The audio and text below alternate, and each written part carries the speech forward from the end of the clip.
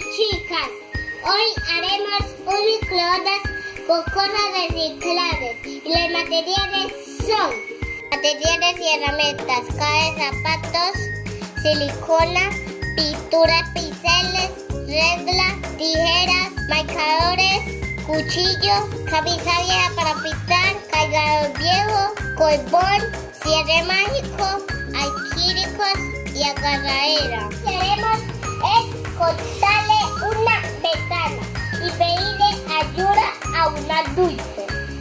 Debemos pintar la caja.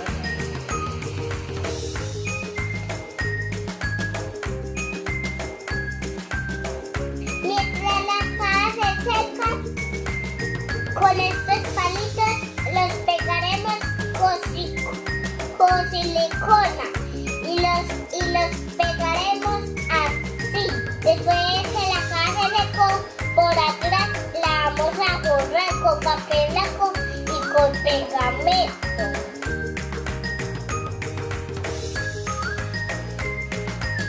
Con la ayuda de un adulto separamos la tapa de la caja. Damos el acrílico. Como saben, con la ayuda de un adulto. Ahora pegaremos la caja con la ayuda de un adulto.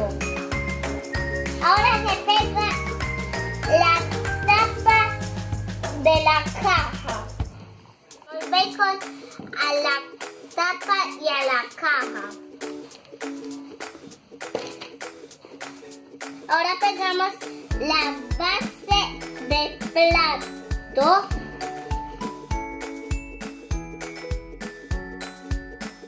Y pegamos la base del microondas.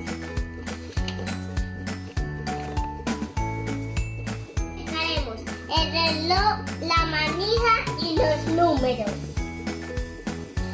Pegaremos el cargador de celular como el cargador de la luz. Y así quedó nuestra microondas. Espero que les guste.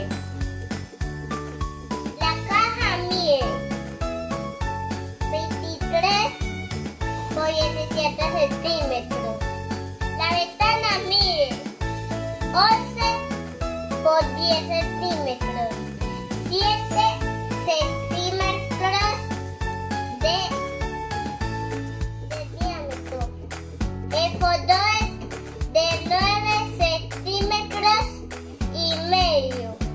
El microondas sirve para calentar alimentos y cocinar otros.